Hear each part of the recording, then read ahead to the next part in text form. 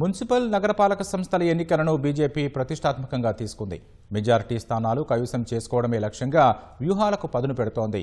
పార్టీకి పట్టున్న ఉత్తర తెలంగాణపై ప్రధానంగా దృష్టి సారించింది. రాష్ట్ర నేతలతో సమావేశమైన కేంద్ర బృందం ఎన్నికల్లో అనుసరించాల్సిన వ్యూహాలపై దిశానిర్దేశం చేసింది. వచ్చే అసెంబ్లీ ఎన్నికల్లో రాష్ట్రంలో అధికారంలోకి రావాలని భావిస్తున్న బీజేపీ పురపోరులో సత్తా చాటేలా పావులు కదుపుతోంది. అధికార కాంగ్రెస్ ప్రధాన ప్రతిపక్షమైన బీఆర్ఎస్ వైఫల్యాల్ని ప్రజల్లోకి బలంగా తీసుకెళ్లి అత్యధిక మున్సిపాలిటీలు కైవసం చేసుకోవాలి అనుకుంటోంది. పట్టణ ప్రాంతాల్లో తమ పట్టును ప్రదర్శించాలి అనుకుంటున్న కాషాయ పార్టీ గెలుపు గుర్రాల్ని బరిలో దించాలని నిర్ణయించింది. ఇప్పటికే కరీంనగర్ జిల్లాలో సర్వే ఆధారంగా అభ్యర్థుల ఎంపిక చేపడతామని కేంద్ర మంత్రి బండి సంజయ్ స్పష్టం చేశారు.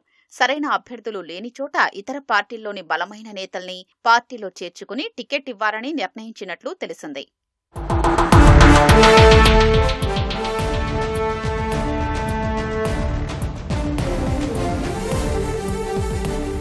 మున్సిపల్ ఎన్నికల్లో పర్యవేక్షణ కోసం 3 సభ్యులతో కూడిన కేంద్ర బృందాన్ని పార్టీ హైకమాండ్ నియమించింది.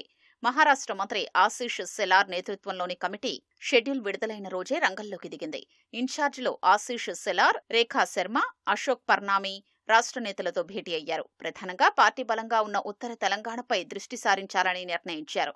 ఈ ప్రాంతం నుంచి బీజేపీకి అత్యధిక ఎంపీలు, ఎమ్మెల్యేలు ఉన్నారు. ఇటీవలి సర్పంచ్ ఎన్నికల్లోనూ ఇక్కడ కాషాయ పార్టీ మెరుగైన స్థానాలు గెలుచుకుంది. అదేవిధంగా ఉమ్మడి ఆదిలాబాద్, కరీంనగర్, నిజామాబాద్ జిల్లాల్లో సత్తా చాటాలని భావిస్తోంది. ఇప్పటికే రాష్ట్రంలోని 116 మున్సిపాలిటీలు, 7 కార్పొరేషన్లకు ఇన్ఛార్జీలను రాష్ట్ర పార్టీ నియమించింది. ఇవాళ మున్సిపల్ ఎన్నికల ఇన్ఛార్జీలతో కీలక సమావేశం జరగాల్సి ఉండగా రాష్ట్ర నాయకత్వం రద్దు చేసింది. జిల్లాల్లో ఎక్కడికక్కడ కోర్ కమిటీ సమావేశాలు జరిపి స్థానిక పరిస్థితులకు అనుగుణంగా వ్యూహాలు రచించాలని రాష్ట్ర నాయకత్వం దిశానిర్దేశం చేసినట్లు సమాచారం.